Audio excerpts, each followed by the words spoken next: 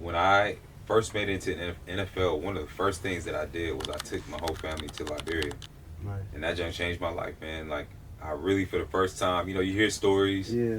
and all those things, but to be able to go and touch down and like see where your parents met and see where your great grandparents are buried and see like just their beginnings, it's like it humbles you, man. And to see like the lack of opportunity in certain areas, man, things that we take for granted, like it really just changed my perspective. All right, what's up, everybody? Welcome to the Afronomics podcast. We're here for another great one. I'm gonna pass it to Llewellyn and let him kick us off. What's up, y'all? What's going on? We got a dope guest for today. One of my homies, one of my big homies, actually. We met when I was, I guess, how did we meet? Man, it's been so long I now. just say You Atlanta just at my this brother, point. man. At Yeah, this point. it is what it is. It is what it is, man. But got an entrepreneur extraordinaire, public speaker, former football player, UGA superstar, all of that, man. I want to welcome Rennie Curran to the podcast. What's up, big bro? What's Man, happening, doing great. Glad to be on, man. Love the idea of entrepreneurship and everything that we're talking about today. And yeah, I'm excited to get into it. Yeah, man. Let's do it. So I'm gonna pass it over to you because you know what to do. Yes, sir. Yes, sir. And I realized I sped through that. I didn't even say my name. C-Top, by the way. I mean, this is like episode whatever. If y'all don't know our y'all names should at know this by point, now. it's your fault. Y'all should 'Cause, know by now. We You're not paying we said our attention. names. It's in the hashtags and all the other stuff. So if you don't know me by now, Mm. y'all know. Do y'all know that music? Do y'all know that song? Oh, of course. You will Classic. never ever know me. I know it a little bit. I'm a little younger than y'all, but I know it. Bro, you younger by like 3 years. Relax. Long 3 years. 3 years and some change. But anyway, Rennie, I don't know if they told you about this, but before we get into like the actual conversation and talking about your background, anything you're doing with Africa, Yeah. we start off with a segment called Wala. So Wala is just like a segment where it's lighthearted, we just kind of talk, go back and forth. It's none too serious before we get into the nitty gritty of the conversation. That sounds good. Yeah. And it's a different topic every time I come up with it. Llewellyn don't even know the topic. Okay. So just rapid fire, kind of just. Yeah, just chill, gonna, okay. I'm Just gonna hear throw some out there, and I want to get y'all take on it. Yeah. So you Liberian, right? Yeah, Liberian. Liberian. Yeah. All right. So we got two Liberians. We got a Sierra Leone, and there's kind of Liberian. That's me. So we all African here. So what's the most interesting superstition your family believes in? Like I know your mama done came to you with something. Like I got some for it, but I want to hear what y'all's is.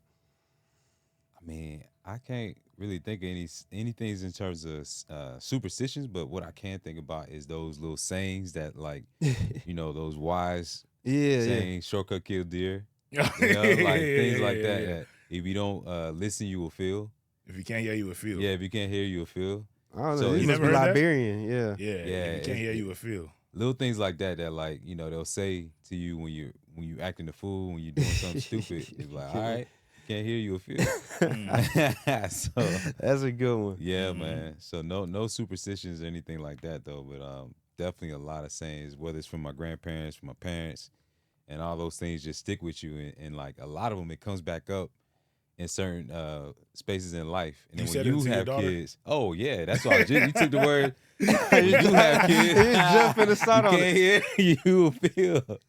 So it's just like It's a circle. It just go yeah, back. circle of life, man. Man, your mama ain't never had like no dream or nothing, and then all of a sudden, My mom would call me. She would say, "Lou, I just had a dream," and she would say, she would never tell me what the dream was, but it would be something that shook her to her core. She'd be like, "We need to pray now."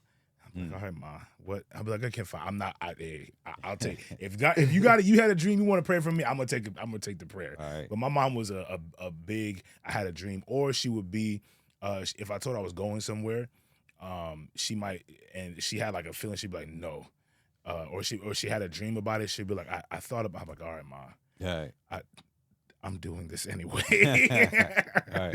That was as far as the superstitions went with my mom. My dad, on the other hand, that man will believe any superstition you tell him. really. And any superstition you tell him, he gonna believe it. I can't even think of it, but anything you tell him, he gonna believe it because he likes to believe. If you tell him there's a witch in the room, he'll believe it. If I was to tell him that you were a witch or whatever, he would believe it and say, "Oh, you gotta pray." Like, dog.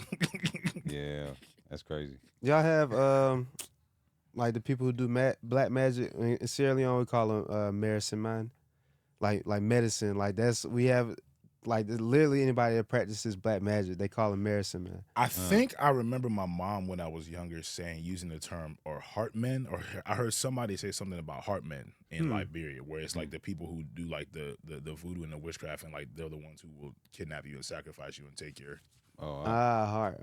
your heart. Okay, I didn't Heard about it. We ain't involved in it. So I don't know Yeah. nothing. Good Christian household. Right. we ain't seen none of that. Right. We ain't seen none of that. The one superstition I remember growing up, my mom, I guess she got it from her mom or whatever, but she said we can't whistle at night because it would attract snakes. Snakes. Yeah. Oh, wow. I didn't hear of snakes. I heard of ghosts. It would attract whistling at night, attract ghosts. But I actually didn't hear that until I got to the South. Okay. I heard that from black people in the South. Really? Now, one thing I did know, y'all know Mami Wata. All right. Yeah. Oh, yeah. You don't go near the water at nighttime in Africa. You never heard that? Never heard of Wata that. is mermaid it's Africa's version of a mermaid. But it's Wata- not. But it's evil. Yeah, I mean, mermaids are technically supposed to be evil too. Like mermaids are the only good mermaid is the one that Ariel from Little Mermaid. But technically, mermaids are like they're supposed to be like sirens, sea sirens that like they lure pirates and stuff like that into the water and drown you.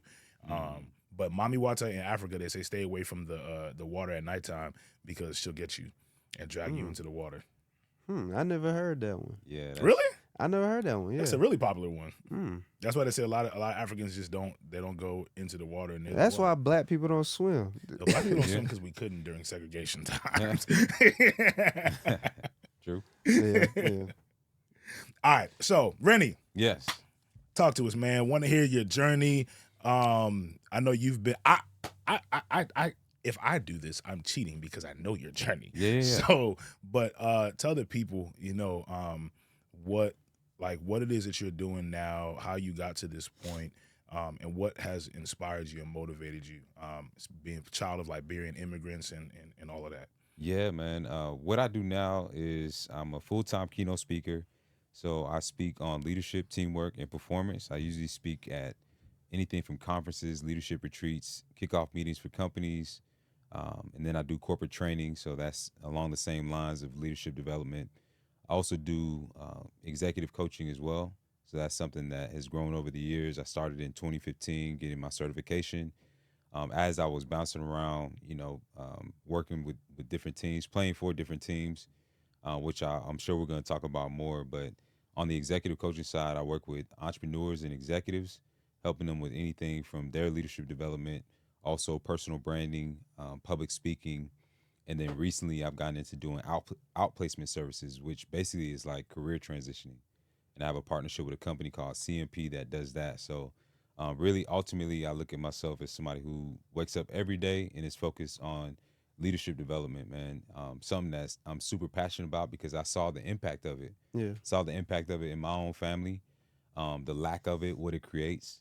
Yeah. And then, as far as how I got to that, man, first part of my life, football, that was a dream. My parents, both of them being Liberian immigrants, they knew nothing about it whatsoever.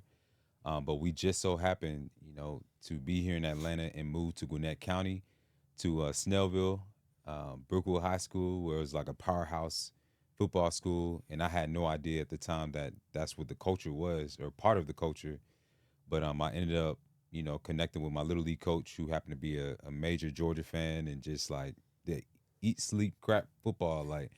And once I got with them, man, being the youngest of three, the only boy in the household, man, it just was something that I gravitated towards because of the brotherhood, because of the resilience, because of, all the intangibles that it involved, man, in terms of football. It was just something that made you feel free, something that made you come alive. And something that, like, it was just different than anything I had ever experienced. Like, I grew up playing music. I was a musician, played the piano, played the drums in church, and different things like that. But there was just nothing like football, man.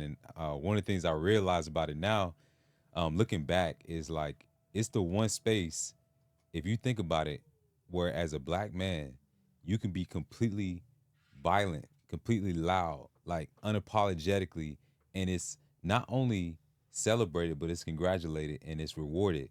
Yeah. That's true. You know what I'm saying? And I feel like for us as black men, especially, that's why we have that natural inclination to gravitate towards sports and specifically towards football. Like if you're rough, which I was just naturally, Yeah. I was just a ball of energy. And so I naturally gravitated towards that, man. And yeah, it was a major part of my journey and figuring out who I was as I transitioned out of it, man. But that's a little bit about my background, and I know we'll go down deeper into it, but that's kind of how my journey has been. I come from very humble beginnings, man. Like I mentioned, with my parents coming as immigrants, we all know, if your parents come here, man, it's just a different mentality. Like you Yeah. have a different type of drive, you have a different type of perspective, and then you add on the fact that there was a civil war taking place during the time that I grew up. So that was all I heard about, and seeing my parents not just work for themselves, but at this time they're taking everything that they're making and they're sending half back home, and then they're helping cousins, uncles, aunties come here, Yeah. not just get that plane ticket, but get that green The card. visa and everything. Yeah. Yeah. And then we in a 3-bedroom apartment, before we moved to Gwinnett, and it's always full. Like there's always a big pot of food. Everybody's always eating. We got people staying anywhere from 6 months to 3 years, no rent. Just I'm like, I Yeah. don't know how y'all did that, boy, because I don't know if I could do that. You maybe got 2 months, but that was different, man. But that's the kind of mentality that I took with me into everything, and that's the mentality that I still have now as an entrepreneur. It's like, how can I help build somebody else, build myself, because I'm always striving to be the best version of myself, but how can I also help somebody else, whether it's an individual, a team, or organization, level up and become the best version of themselves? Man, that's dope. You want to say something? Yeah, no, that was a just great background. I mean, you got an amazing story. Thank you, man. Yeah, I mean, of course, we talked about it a little before the cameras rolling. We got the little Georgia Tech UGA thing, but I remember like being in, I want to say middle school. I used to watch UGA football. I remember you were like a captain as a freshman for UGA, right? Yeah. Like you were a leader, even though you were like one of the youngest players on the team. Like, so that speaks for itself and just your leadership ability. And it seemed like that really developed well before you got the UGA. Oh, yeah. So is that something like your parents just instilled with you just to be a leader, or is it something that just growing up in your situation, you kind of had to take on that role in order just to make it through and get to what you were trying to do? Yeah, that's a great question, man. Like growing up, it was definitely one of those things where you had to lead in your own way. I didn't even know what leadership was, what it looked like per se, but I just knew in that time that there was certain things that had to be done to change my trajectory, not just for myself, but for my family. So that involved leadership. Like I couldn't be like everybody else. Yeah. So just to give you an example, man, when I was growing up, man, when I was about in the 7th, 8th grade, my oldest sister, she got her scholarships. Everything was smooth. She went to Emory, but because she did not have her immigration papers straight, they took all her scholarships. Oh, wow. Wow. Yeah, all her Wow. scholarships. So my parents said, "Nah, you worked hard, you earned it. You're gonna go to Emory." They took out all their 401k. They took out everything, and they paid for her to go to Emory, Wow. and along with her student loans and all those things. So me being the youngest, I'm looking at that, and I'm like, "Oh dang, I ain't got no choice. Yeah. I gotta make it. Like I gotta Yeah. be different." And it was like when I saw that, man, how hard they work, their sacrifices, and then I had people during that time too that just blessed me, man. Like we fell on some real hard times. My dad, not too long after we moved to Gwinnett, he lost his business. He worked in shoe repair, so he fixed shoes for 12 hours a day. Yeah. My mom, she almost died at that time as well from a surgery she got. And so just being in that situation and seeing the people that stepped in, from coaches to teachers to, the parents on my team, man, they would give me rides. They'll buy me clothes, like just all kinds of things. It's like now I got people behind me also that I represent. And that's a big part of leadership, I believe, man. It's not just what you do, but who you do it for, what you represent, man. And so taking that onto the field with me, it wasn't just a game. Yeah. Like it was way deeper than just a game. And so when I played, man, I tell everybody all the time, I was like water boy out there. Like I'm trying to hit everything moving, you know? Bobby Boucher. Yeah, Bobby Boucher out there, man. Cause I'm like, I gotta make it. And not only that, it's like I gotta do this for the people who believe in me, man. Forget the doubters. Like I had a lot of people who didn't believe because I was considered undersized for my position. But I was like, it's not about those naysayers. It's about also the people who believe. It's about the young ones who are looking up to me, who are also being doubted, who are also being called undersized. And just like that's that kind of heart, man, that I had and the mentality is what, propelled me into that leadership position because everybody around me knew, man, it matters. Like Yeah. it matters. And it mattered for me. It mattered for me to see my teammates win as well. Cause you got guys that, man, that's all they got. Yeah. You know what I'm saying? Real. Like come from extremely tough situations, man, and we all just out there trying to make it. Like we trying to eat. And so when I look to my left and my right, and I know I got my brother that's fighting with me, man, like it was just, yeah, it was just different. So that's what really drove me to be that leader and what I always tried to do. And then I'll say this, man, when you're an athlete, a lot of times, and this is in general, many times in life, like we many times think leadership means performance, but ultimately, like it's holistic. It has to be holistic, and that's one of the things that I had to learn was it wasn't just about me making 20 tackles on the field or me getting to the scholarship or me getting to the NFL. It's also about who I was as a man, and you cannot sacrifice one for the other. It has to be alignment. And so that was like the second part of my journey was, okay, Rennie, you're a leader on the field, you're a high performer, but when you get off that field, when you take that jersey off, man, who are you really? Wow. Yeah, that was the other aspect of leadership that I had to learn. Yeah. I became a father at a young age at 20 years old. And so I struggled, man. I'm over here, all American over here, but not an all American dad. And so I had to get to that point where I merged both. And once I got to that point, it took time, man. It took work. But once I got to that place, that's when I became a true high performing leader, not just a high performer. Man, you said a mouthful, bro. I had to just piggyback off of that and offer some support to it. My little brother just turned 17. No, he just turned 18, and I have another one that's 16. And we live in the same house now. Yeah. And I realized it's very different. And I've always kind of had this mentality, but it's even more alive for me now because I have two young ones that are looking at me. Yeah. And one thing I would always say is I would never want to be like in a position where I'm like preaching. I told my little brother this too. I said, I do my best to live my life in a way because I know that you know me personally. So I would Right. never want it to be a thing where you see me up on stage talking about one thing or doing one thing and the world sees me as one thing. And you're Right. like, yeah, but that's not him that's not him at the Right. crib. Yeah.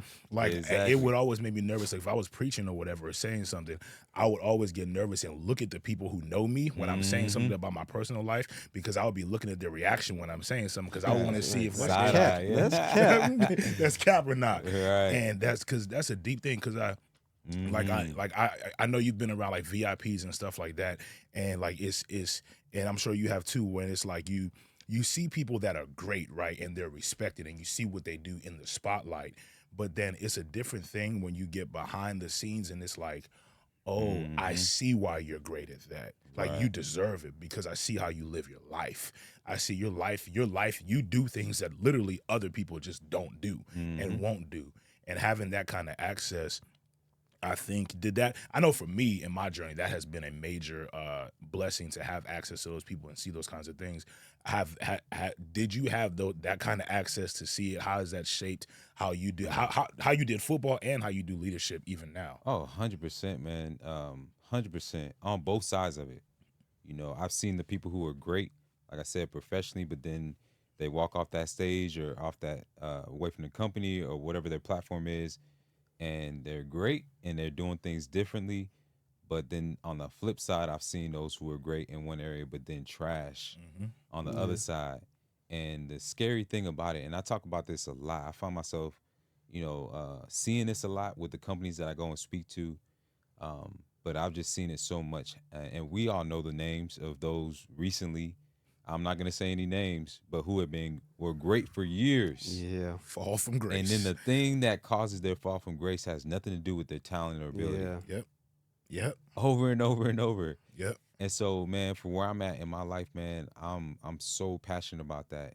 When I talk about that alignment of your talent being aligned with your character and all those other things, your mental, your spiritual, your relational health, man. I think about somebody like Steve Jobs.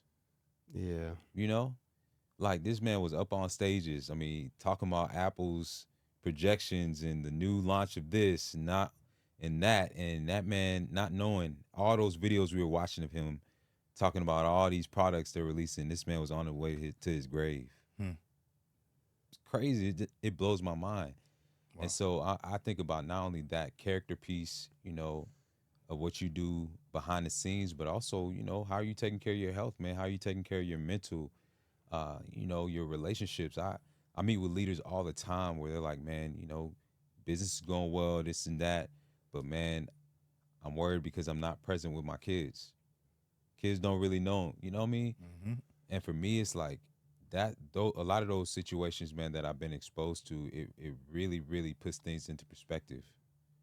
I've been around celebrity after celebrity, this person, that person, and it's like you're with them in these moments. I've been around people to where it's like you get around them and you become famous by just being around them. It's like it rubs off on you, and people start looking at you like, "What do you do Yeah. Yeah. to be around them?" Yeah. Like, but then you get with them, when they're by themselves, and you're like, "Man, I don't envy that person at all." Yeah. Yeah. Yeah, I don't ever, I don't wish that on nobody, because they're dealing with something that you have no clue about, but they still have to come over here and put that mask on, put that, put on a show, literally. And so, it really has influenced for me what I place a premium on. Hmm.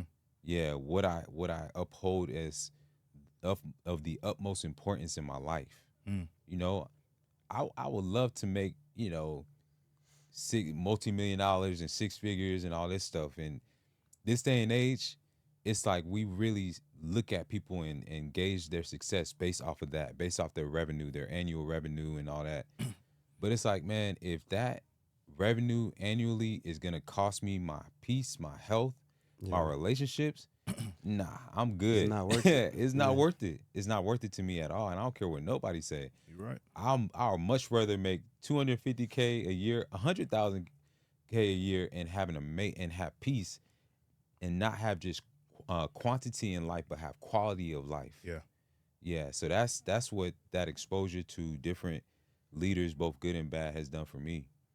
Man, Mm. that's so you said you ended on something that is that it's interesting, the terminology you use, because I do leadership development too, Yeah. and studying it, and I started to think about even how we use the words like good and bad leadership. Instead Mhm. of saying good and bad, I want to see if we can switch to healthy and unhealthy. Yeah.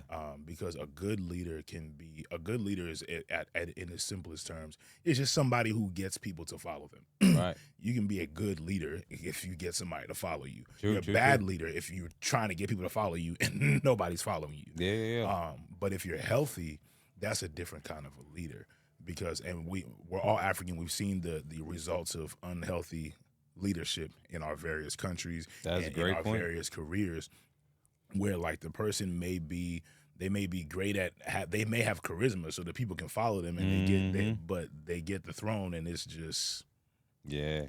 bad because that person is unhealthy. They're making unwise decisions because they want a short-term gain for money or whatever, or they just want popularity or whatever the case is, but they're not really healthy. Right. So of course they mess up everything that they're doing. So yeah, that was just a tidbit. You said like good and bad, and I'm like, yeah, I that term, that's a good term, but I think Yeah. to make it more like pinpointed, Right. healthy and unhealthy, because Oh yeah. even as you're talking, it's just clear that like clearly you're a healthy individual, because Right. to have the success you've had and to do the things you've done, and to still say, I would rather have less and be at peace than to have this or more and be in shambles. So yeah, that's my Yeah. spiel. That's my rant for a moment. No, 100%. I truly, genuinely believe in that, like holistic. To go back to what you said about healthy, man, holistic leadership. So that's the health piece. The like I already mentioned it before, but health and or winning in every single area of your life, man. That's Yeah. you know, what I hope my part of my legacy and the message that I bring to these different organizations and people, um, you know, that's what I hope that they grasp the most, man. Is like not just to win and be healthy as a leader in your organization, but man, all over, you know, in every single area. So yeah. And to your point, being like a complete person, Mm-hmm. what you find a lot of times, especially in our community, and especially with athletes, Mm-hmm. that doesn't, that's not the case a lot of times. You kind of put all your eggs in one basket, and it's hard to tell a young guy growing up that they're not gonna make it all the way to the pro level and not gonna be doing that because Yeah. everybody's a competitor. They're gonna bet on themselves to win, and with that, a lot of their identity is placed in that sport. So then, when that career in that sport doesn't materialize, a lot of times people lose a piece of themselves. They lose that identity and then have a real tough time transitioning into the corporate world of entrepreneurship. Yeah. But you seem to be able to make that. I don't know. There may be. I'm sure there was a lot of turmoil and struggle within it, but you've managed to do it and done it very well. So just want to learn from you. Just kind of give your take on how did you make that transition and how'd you. You got a young black guy coming up playing sports. How would you advise them to make that transition without telling them that, to lose faith in their ability? Yeah. So two aspects of that question, man, is what I think of in terms of like the solution of how to make that transition. And I was in a very blessed position, man, because of the fact that my foundation was not rooted in that. Yeah, it was not rooted in an attachment to an identity to something that is fleeting. That's important. Wow. Extremely important. Say that one more time. Repeat that. Retweet that. So one more time. my identity was not ingrained in something that was fleeting. My foundation of my identity. So meaning that my parents, that was when I look back, man, that was the greatest blessing in the world that my parents knew absolutely nothing about football. Like they just did not. So it didn't matter how great my performance was when I got home. It was, hey, did you clean? Did you wash the dishes? Yeah, You took yeah. the trash out.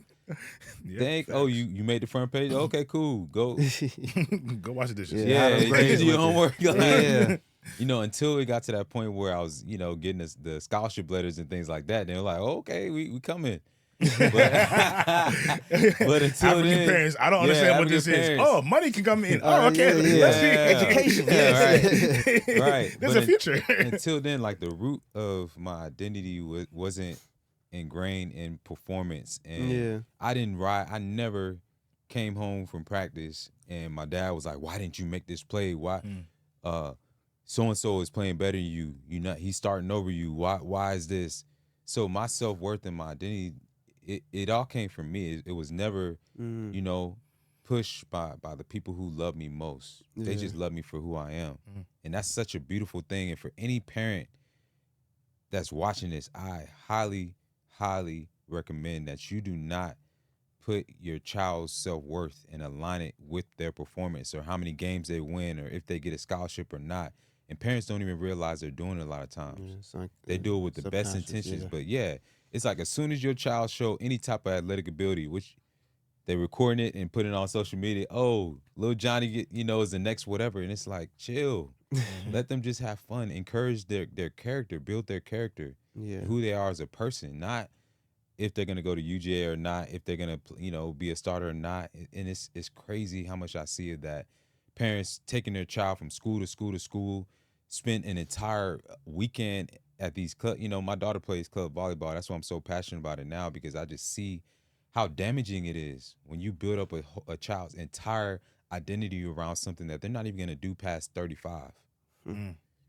So that's the right. That's real. That's perspective. It's crazy. It's like you're preparing them for a future that's not even going to exist.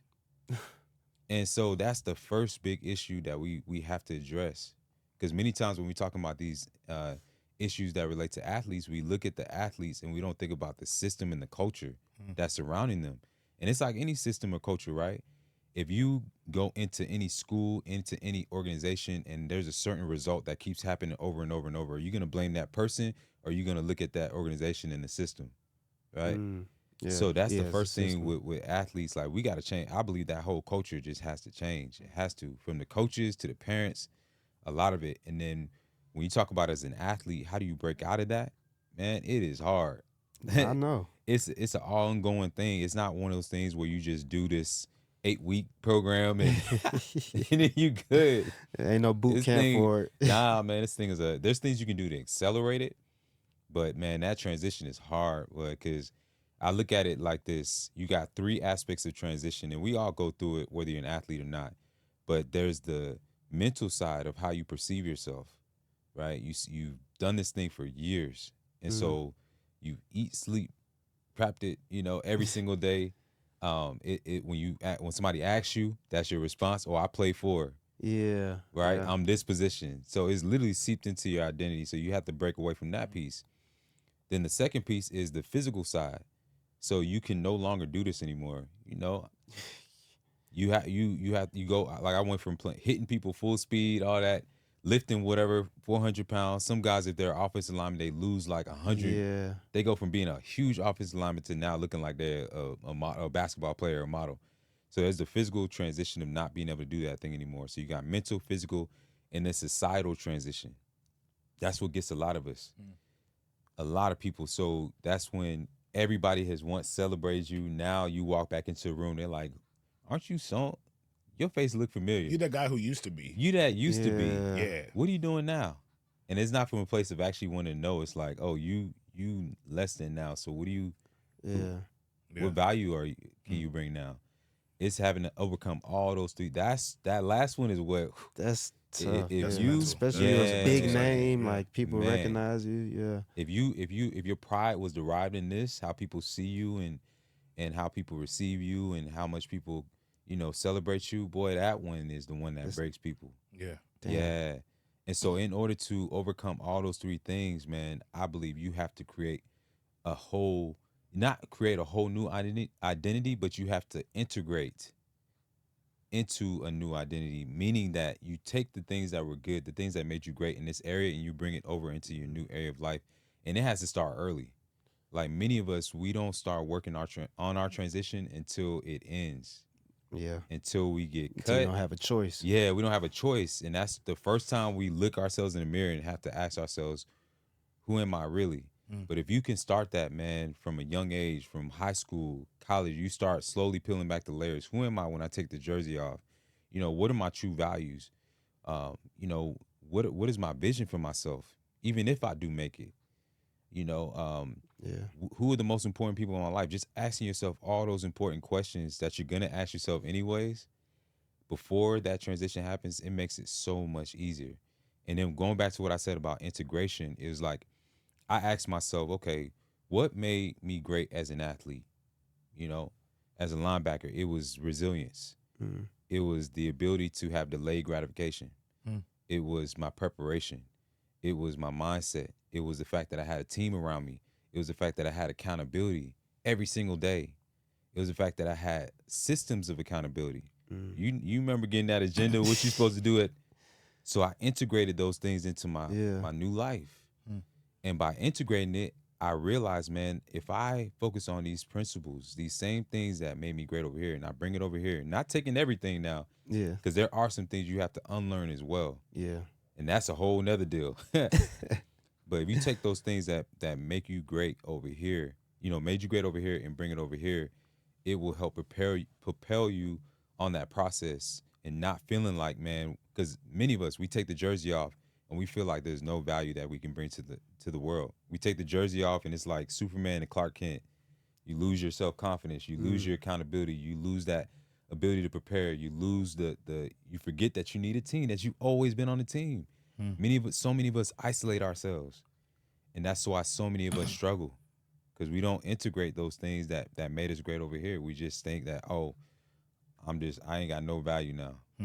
Yeah, and it's sad. And I hate it. I mean, because you see guys who are in all these environments. You're exposed to business leaders. You're exposed to politicians. I mean, thousands of people are watching you, know your name. But now you feel like the only option you have is to be no knock against any of these professions, right?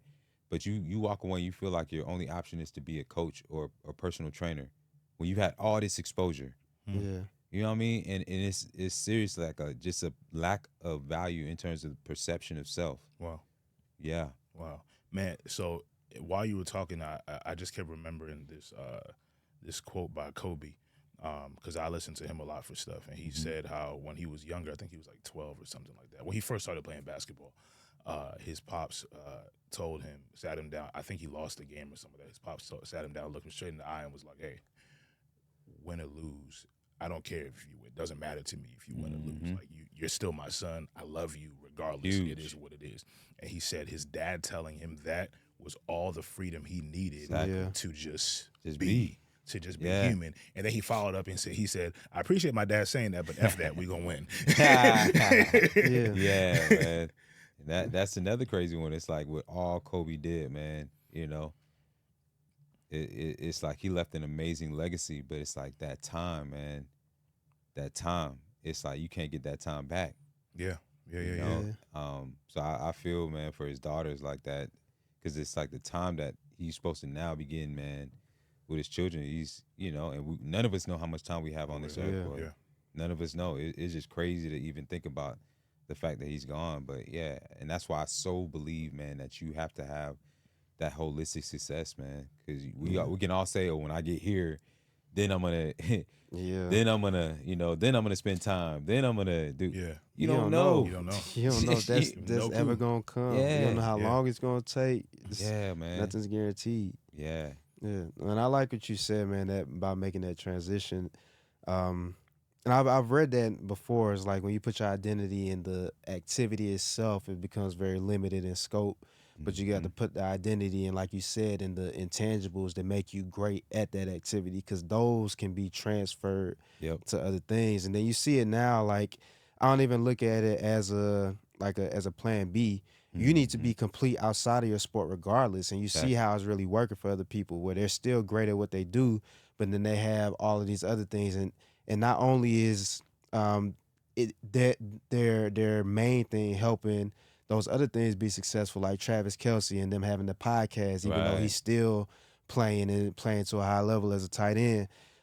But just the perspective and different things can also help you in your main thing, because you have more perspective. You learn lessons in different ways that you can then go apply to your sport. So I think a lot of athletes, like y'all young guys, you gotta don't look at it as something that's taken away from your ability to focus on your sport. Look at it as something that enhances and that you can leverage your sport into be doing and giving yourself endless opportunities, because you have so much exposure to different people. You have a name, you have a brand, you're in front of people that can actually make a difference in your life and help you get to the next level. There's so many job interviews that I had where they found out I played football at Georgia Tech, and that was an automatic icebreaker, and it made the conversation and the interview a lot more warm because they were a Georgia Tech fan.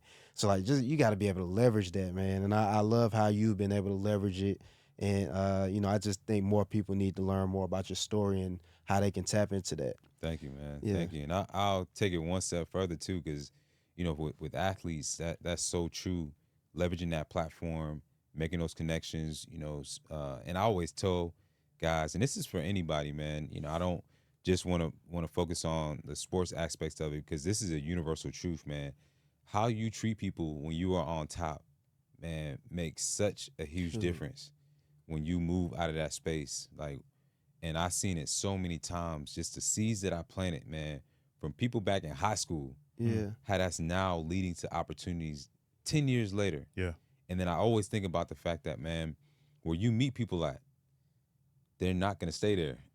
Yeah. When we were playing, there are certain coaches, there are certain equipment managers, there are the director of football operations, whatever, who, when we were there, they're in that position now. Man, the athletic director at UGA now, he was the director of football operations when I was at UGA. Back in 08, 09. We used to clown him. Josh, what's going on, man? Hey, you got the agenda done? Now he running the whole. Wow. He hires the guy who makes the agendas. He hires the head coach, and that's why I tell people all the time, like, man, do not, like the Bible says, do not despise the days of small beginnings. And this is so true for anybody working in that job that they think is less than or doesn't have that much significance or whatever. Man, you have exposure to a system, you have exposure to individuals, to leaders, to whoever it is that you're around. But if you have that perspective where, oh, this is just my job, or I'm not being paid for that, oh, I'm just gonna coast through or whatever, you miss out. Just like a lot of athletes, when we're playing, we miss out on opportunities to make connections, to learn, to grow, Yeah. right? Same thing with people in their daily jobs. They miss on opportunities to connect and learn an entire system, not just their job or their position, but an entire system that they can also translate and transfer into other areas of their life, or if they go into entrepreneurship. And I just want to share that because I work with so many people now, they've been laid off. And now it's like they just now thinking about what their transferable skills are. They just now thinking about, oh, who like looking for a new job now. Who do I have in my network? Man, I don't know anybody. They haven't spent that time being intentional, building relationships. So now they got to start from scratch. And it's the same thing for many of us as athletes. We walk by people every single day. We don't talk to people because usually they talking to us, right? People know our names, but we don't have to get to know theirs. But then when it comes time, when we need that job, when we start that business, and you need customers, Yeah. who the first you need people you're gonna clients. look to? You know, so I think that's so important this day and age, man, because AI, you already know, it's taking a lot of jobs. Yeah. It's a lot of folks getting laid off right now, and it's not gonna stop. So you have to be proactive and have a proactive mindset when it comes to that, man. Building relationships, building that personal brand, thinking about your transferable skills, and really setting that foundation before you have to. Yeah. Yeah, Build the bridges before you need it. yeah, that's it. Yeah. Man, so I want to shift gears and talk a little bit about after the jersey time. What is what are you doing now? What is I know you got a lot planned of stuff that you want to do. Yeah. What is life looking like for you now? I know you have some personal milestones happening For sure. and all of that. But what's motivating you now? What's driving you now, and where we going? Yeah, man. So as I started to transition, out of football, I started making the connections between sports and business. Everything from leadership, culture, you know, all those things, the mindset of the individuals, the collective mindset of the individuals, how that leads to success or failure, all those things, man. And I've really used that as the platform to get into where I do now. The keynote presentations, the workshops, the coaching, it all stems from the many of the experiences that we had on a team. And I think about it now, just how many organizations, man, they focus on performance, but they put leadership, they put a lot of things on the back burner, and that ultimately ends up being the thing that costs them everything. If you Yep. think about it, Yep. it's not, the strategy, is not always, the customer service and all those things. Is what's going on internally. Yep. And so those are the things that, like, I'm so passionate about. So I wake up every day trying to improve leadership, teamwork, and performance. And I really, I started small, man. I'm not gonna lie. Like, when I started doing this journey, I didn't know what I was doing. Nobody does. Right, right. I started by going to, those towns that nobody would go to, driving 2 hours away, 3 hours away from Atlanta, going to Waycross, Tacoma, Georgia, Brunswick, all those. Sundown. Yeah, Towns. passing through cotton fields for $500. Yeah, that's how I started. So when I talk about do not despise the days of small beginnings, that's what I'm talking about, man. Yeah. And I started there, man, from schools. It led to, churches. From churches, it led to Rotary clubs. From Rotary clubs, it led to my first association. From there, it led to my first business. And then I met a business coach who I just connected with not too long ago, but he took me under his wing and helped me get certified with life and business coaching, and started feeding me different clients and things like that just to get my feet wet. And now, I mean, it's been amazing, the things that the Lord has done, man. Like, I'm going to be speaking to Home Depot next week, the CDC, done Fidelity, Coca-Cola, Chick-fil-A. Like, Nice. I mean, some of these places, I'm just like, man, I don't know how they let me in this jump, but I'm here. Hey, I don't know if y'all got the make it wrong work. dude or not, but I'm I'm here. Either here. way. I mean, I'm in CDC speaking it like, I'm just like, wow. Yeah. But it's that same, like I said, that same linebacker mentality, man. Like, nothing. What I realize about God, man, is like, He wastes nothing. He wastes nothing. So, like, the same things that helped me be great as a linebacker is now what I'm talking about, to these different CEOs and it's crazy because you would think people just will naturally get these things and understand it, but it's like, nah, you have value that you can bring to these different spaces, and that's one of the biggest things that I've learned. And outside of that, man, daughter is now 16 years old, which is crazy to say. I'm gonna be getting married next year, so that's a whole Hey. nother podcast talking about relationships. Yeah. But yeah, it's just every day I'm striving to be the best version of myself, and like I said, have that holistic success. So when I'm not doing the speaking thing and coaching and consulting, I'm working on myself, man. Yeah. I'm working on myself physically. I'm working out. Not working out. I'm training. You know, I'm doing my devotion, prayer, journaling in the morning, my morning routine. I'm focusing on my relationship. You know, even before we got to this point of getting engaged and all those things, man, when we were 2 years into our relationship, we started doing counseling. You know, same thing with me and my daughter. We do counseling as well, which y'all know that's not a thing Yeah. for Yeah. African parents. Yeah. I'm changing the trajectory. Yeah. So that's my Yeah. main goals, man. Just continual improvement every single day. Yeah. Man. No, with that, I know you both your parents are Liberian immigrants. I Yeah. want to just know more about what your connection with Liberia is. Like, have you gone back? Yeah. Do you plan to be involved more? Just kind of what does that look like? Man, that's everything to me, man. When I first made it into NFL, one of the first things that I did was I took my whole family to Liberia, Nice. and that just changed my life, man. Like I really, for the first time, you know, you hear stories Yeah. and all those things, but to be able to go and touch down and like see where your parents met and see where your great grandparents are buried and see like just their beginnings, it's like it humbles you, man.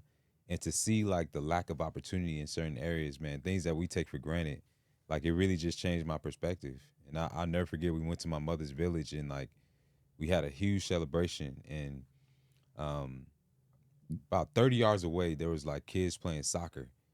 And I tell this story all the time, but like there were kids playing soccer, and some of them were running around barefoot. Some of them were, you know, the goalie had, you know, like latex gloves covering the goal. Like and they were going hard. It was like a, you know, they all believe, I believe they all believed they were in a World Cup match. Yeah. But it's like when I walked up to them, it was me and my sister, it was about 30 kids. They all stopped and they ran up to me, and like I just remember seeing their eyes, man. Like just their eyes, they knew I was coming, so it was like I could see hope in their eyes. And man, that visual of seeing their eyes, all them looking at me, all them their excitement, the hope that they had, that man, somebody that looked like them made it, like that wakes me up every morning. Man. Yeah, that wakes me up every morning. So like one of my biggest dreams is like to build a sports facility where young kids like that, we can go out and we can find them and they can have opportunities just like I did. Yeah. You know, I had a trainer that trained NFL athletes and whatnot. My little league coach paid for me to go there when my family was struggling. And like because I was in that environment, I got to see jerseys hanging up. I got to be around other high performing athletes who were 10 years ahead of me. Because of that influence, man, that's part of what separated me. It wasn't just the hard work. It wasn't just the will. Y'all know you can work as hard as you want, but sometimes it's just having that exposure and that opportunity. Yeah. And know what's And possible. so, yeah, Knowing and it's so possible.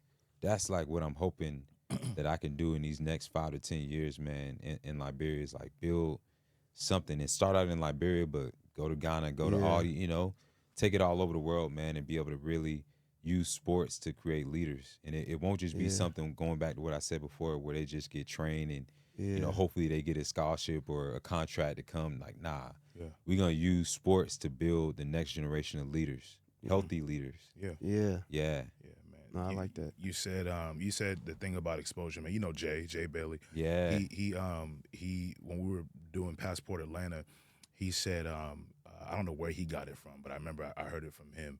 He said they will be what they see. right. And it's like that's literally what it is. It's like they will be Mhm. whatever they see, whatever they gonna see. Like if you can show them jerseys on the thing and the jersey belongs to you.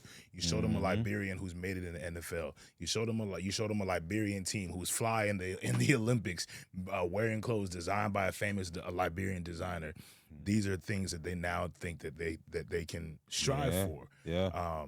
And it puts a different kind of seed in their mind versus what they've seen. Because as you know, Liberia has been Right.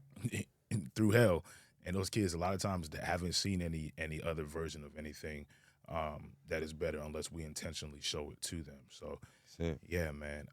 So we got to wrap up, but Yeah. 2 questions before we do that. First is, any last words? You've already spit so much fire and wisdom, but just in case you wanna give us a finisher, any last words of wisdom? There's something that you just burning to say that you feel like somebody needs to hear. Man, I think one of the last things I want to leave everybody with, for anybody watching this, is start being grateful for things that haven't even happened yet. Yeah, that's something I've been meditating on. It's just being grateful, praising God for what hasn't even happened yet. Yeah. And just walking in that energy. That's the energy that I'm on. Like I know that facility is gonna happen. I'm already thankful for it.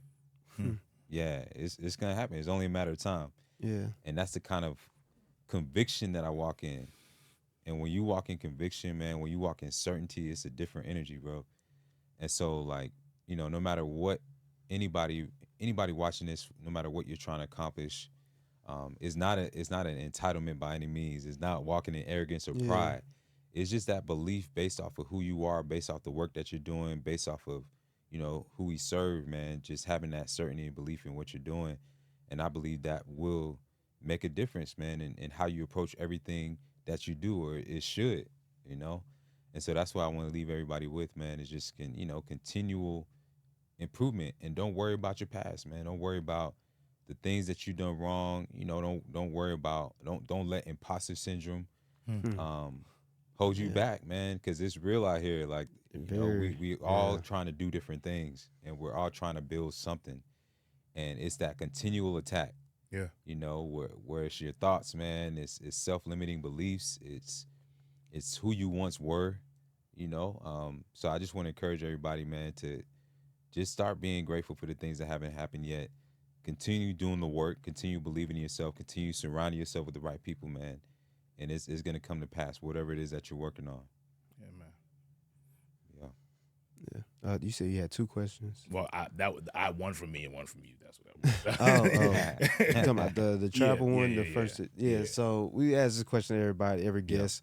So for somebody who's traveling for the first time to Africa, in this case it'd be Liberia, what's one experience that they need to try? Oh man, just going to the beach. The beach. Liberia. Oh, yeah, man. yeah. When I went out there, man, man.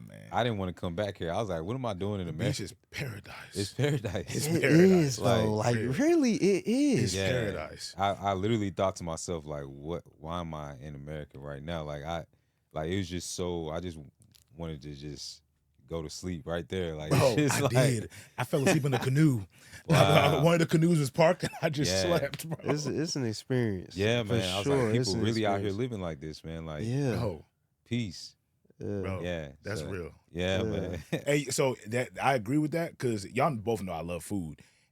Liberia, I think about Liberia, I'm like, nah, the first thing, it's not even the food that I think about. It's the beach. Yeah. That's yeah, the first thing I think Bro, about. I got that it beach. tatted, bro. I got a whole. Really? I got it. This is Sierra Leone Beach with the mountains in the background. This is my Yeah, favorite thing. Bruh, yeah. But then, I mean, to your point, though, the food The was food, though. different. I mean, that Food the be fruit, bro.